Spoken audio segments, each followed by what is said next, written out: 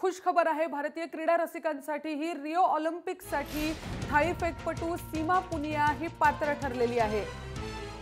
61 metre थाळीफेक करायची असते, तो ऑलिम्पिकसाठीचा निकष असतो। सीमा पुनियानं एका आंतरराष्ट्रीय स्पर्धेत 62.62 दूर एवढी थाळी फेकली आहे आणि त्यामुळे रिओ ऑलिम्पिकसाठी सीमा पुनिया पात्र ठरली आहे।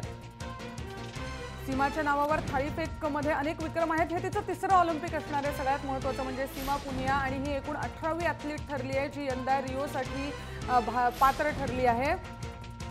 अमेरिकेतल्या पात्रतापूर्व फेरीत तिने 62.62 मीटर्स इतकी लांब थाळीफेक केली आहे। अमृत आपले प्रतिनिधी फोन लाईनवरून सध्या आपल्याबरोबर आहेत। अमृत, सगळ्यात महत्त्वाचं म्हणजे आता काही 2 महिने उरलेले असताना सीमा पात्र ठरते की नाही असं वाटत होतं, पण 62.62 ही चांगली कामगिरी करत सीमानं ऑलिम्पिकमध्ये प्रवेश मिळवला आहे। नक्कीच ही ॲक्च्युली संपूर्ण भारतीय क्रीडाप्रेमींसाठी एक आनंदाची गोष्ट आहे म्हणावं लागेल, आनंदाची बातमी आहे म्हणावं लागेल, कारण खूप महिन्यानंतर क्रीडा क्षेत्रामध्ये एक आनंदाची बातमी मिळाली आहे। या अगोदरही सीमा पुनियाची जर कामगिरी पाहिली तर तिने सातत्यपूर्ण चांगली कामगिरी केलेली आहे। 2014 एशियन गेम्समध्ये पण तिचा सहभाग होता आणि 2004 आणि 2012 या ऑलिम्पिकमध्येही तिने भारताकडून प्रतिनिधित्व केलं होतं।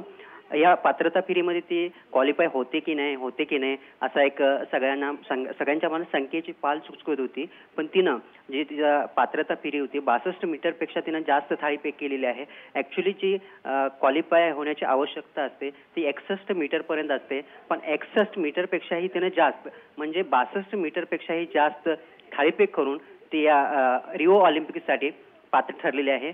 ही गोष्ट नक्कीच आपल्या क्रीडाप्रेमींसाठी सगळ्यांसाठी आनंदाची आहे आणि समाधानकारक आहे असं म्हणावं लागेल। नक्कीच अमृत, धन्यवाद तुम्ही दिलेल्या या माहितीसाठी। सगळ्यात महत्त्वाचं म्हणजे आता अमेरिकेत टॉप्स जी केंद्र सरकारची मोहीम आहे, योजना आहे, त्या योजनेअंतर्गत अमेरिकेत सध्या सराव करते सीमा पुनिया, त्याचाही तिला फायदा झाला आहे आणि ISSF स्पर्धेत तिने 62.62 मीटरची थाळीफेक करून गोल्ड मेडलही पटकावलं आहे आणि दुसरीकडे ऑलिम्पिकसाठीचा प्रवेशही नक्की केला आहे। ऑगस्ट महिन्यात ऑलिम्पिक स्पर्धेला सुरुवात होणार आहे रिओमध्ये आणि तिथे आता सीमा पुनिया जाणार हे स्पष्ट झालंय। भारताची 18वी ॲथलीट आहे।